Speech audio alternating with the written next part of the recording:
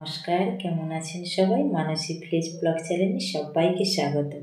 তো এখন সন্ধে 6টা বাজছে।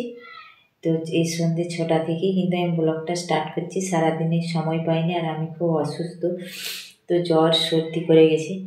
তো আজকে সবারই ইচ্ছে হয়েছে চিকেন কষা আর চালের রুটি খাবে।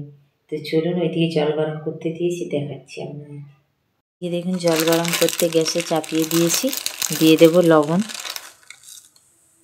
পরিমাণ মতো দিয়ে দিচ্ছি লবণ। তো এই শীতকালে চালের রুটি, কষা কষা মাংস খেতে কিন্তু দুর্দান্ত স্বাদই লাগে। তো জলটা একদমই ফুটবে, সেই অবস্থায় কিন্তু গুঁড়িটা দিতে হবে, তাহলে একদমই নরম তুলতুলে রুটি হবে। এইখানে দেখুন চালের গুঁড়ি বাটিয়ে করে নিয়ে আসছি, এই যে গামলিতে দেখুন। তবে বাটিয়ে করে অল্প অল্প করে দেব। আর এই যে এখানে দেখুন খুন্তি নিয়েছি, তো সেই কালকে দেখিয়েছিলাম শাশুড়ি মা চাল পাছাড়াচ্ছিলেন, সেই চালগুলো আজকে ভানিয়ে নিয়ে আসছি, তৈরি করব। তো জানেন আমাদের শীতকাল হলেই কিন্তু এখন মাঘ মাস পর্যন্ত এই চালের রুটি খুব বাড়িতে সকলেই খুব পছন্দ করে। তো জলটা আরেকটু ভালো করে ফুটিয়ে নিচ্ছি।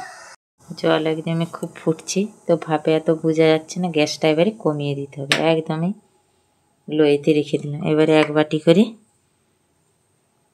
চালের গুঁড়ো নেব আর দিতে থাকবো, দেওয়ার পরে এইভাবে নাড়তে থাকবো।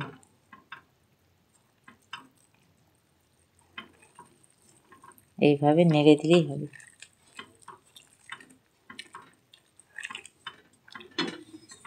এবারে দিয়ে দিয়েছি, এবারে সবগুলোই ঢেলে দেবো। দেখুন,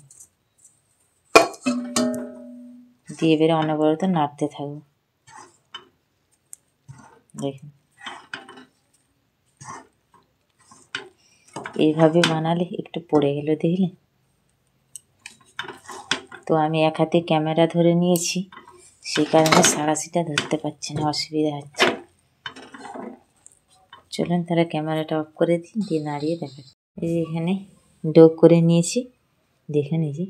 এবারে এরকম একটু একটু নেব, এইভাবে চাকতি বের নিয়ে একটু দোলে নিয়ে বেলবো, আর এখন গরম অবস্থায় চাপা দিয়ে রেখে দেব। তো আগে কেউ লেচি কাটতে যাবেন না, তাহলে কিন্তু রুটি হবে না, ফেটে যাবে।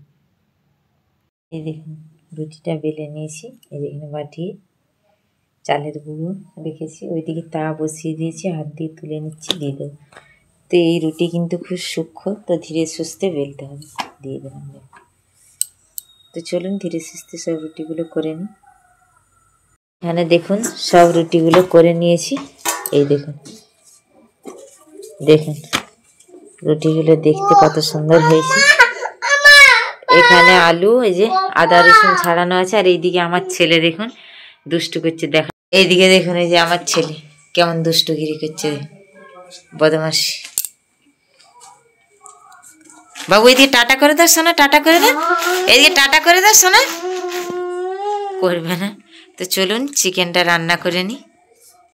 ডেলিকার রোজকার মশলা দিয়ে দিয়েছি, আদা রসুন চিনি সব কিছু।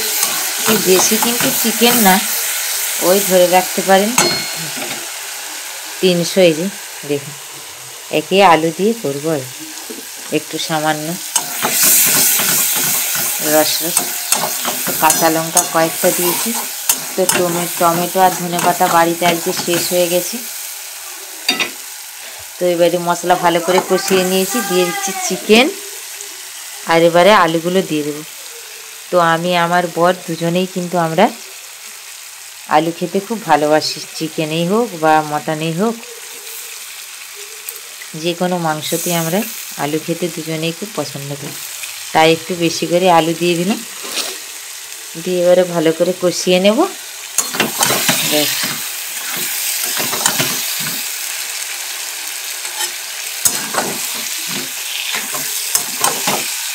গন্ধটা তো ভালোই বেরিয়ে আসছে। তো চলুন ভালো করে কষিয়ে নিই।